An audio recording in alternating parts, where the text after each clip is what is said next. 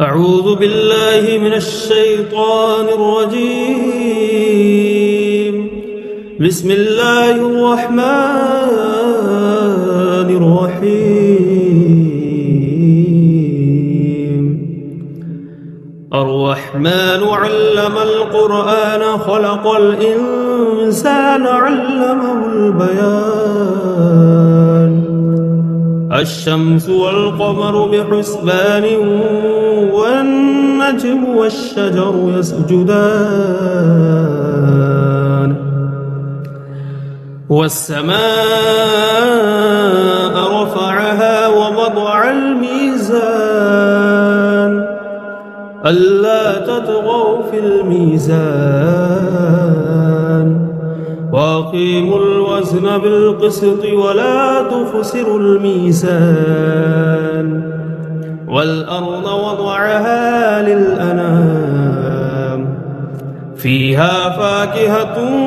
والنخل ذات الأكمام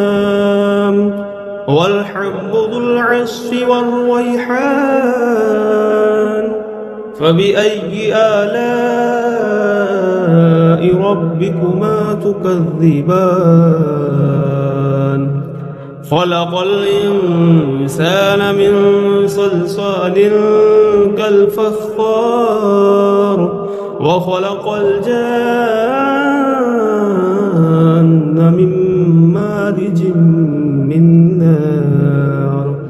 فبأي آلاء ربكما تكذبان رب المشرقين ورب المغربين فبأي آلاء ربكما تكذبان مرج البحرين يلتقيان بينهما برزخ لا يبغيان فبأي آلاء ربكما تكذبان يخرج منهما اللؤلؤ والمرجان فبأي آلاء ربكما تكذبان وله الجوار المنشآت في البحر كالأعلام فبأي آلاء ربكما تكذبان كل من عليها فان ويبقى وجه ربك ذو الجلال والإكرام فبأي آلاء ربكما تكذبان يسأله من في السماوات والأرض كل يوم هو في شأن فبأي آلاء ربكما تكذبان سنفرغ لكم أيها الثقلان فبأي آلاء ربكما تكذبان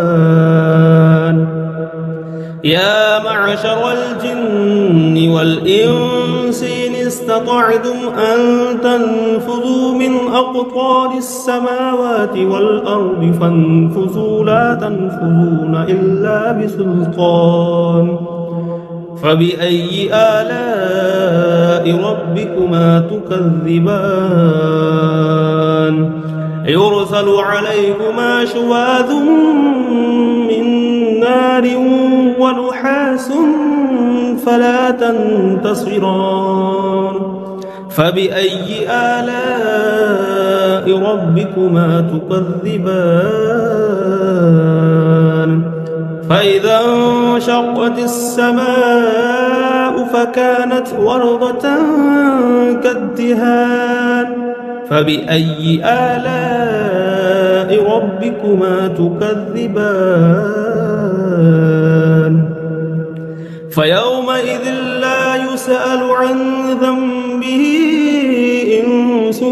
ولا جان فبأي آلاء ربكما تكذبان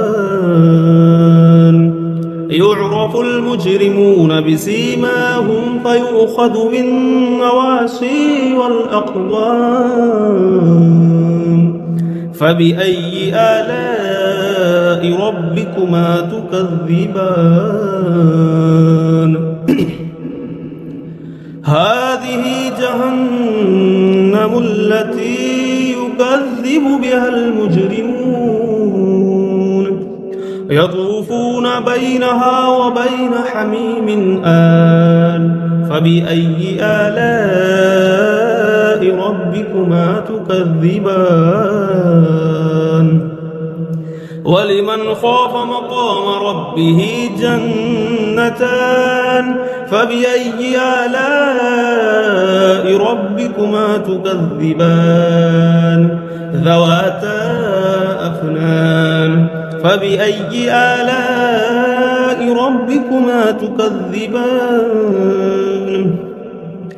فيهما عينان تجريان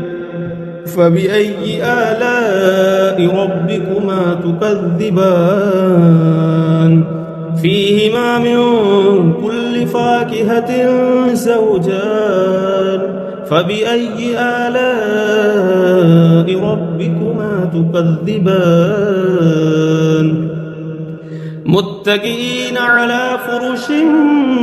بطائرها من استبرق وجنى الجنتين دان فبأي آلاء ربكما تكذبان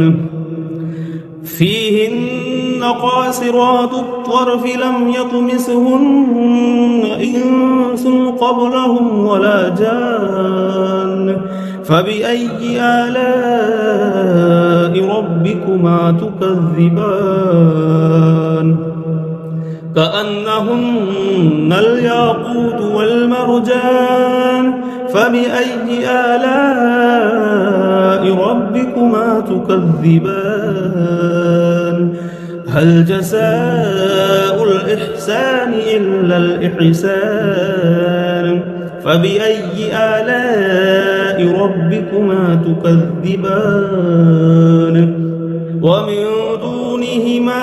جنتان فبأي آلاء ربكما تكذبان مدهامتان فبأي آلاء ربكما تكذبان فيهما عينان نضاختان فبأي آلاء ربكما تكذبان فيهما فاكهة ونخل ورمان فبأي آلاء ربكما تكذبان فيهن خيرات حسان فبأي آلاء ربكما تكذبان حور مقصورات في الخيام فبأي آلاء ربكما تكذبان لم يطمسهن إنس قبلهم ولا جان فبأي آلاء ربكما تكذبان متكئين على رفرف خضر وعبقري حسان فبأي آلاء ربكما تكذبان تبارك اسم ربك ذي الجلال والإكرام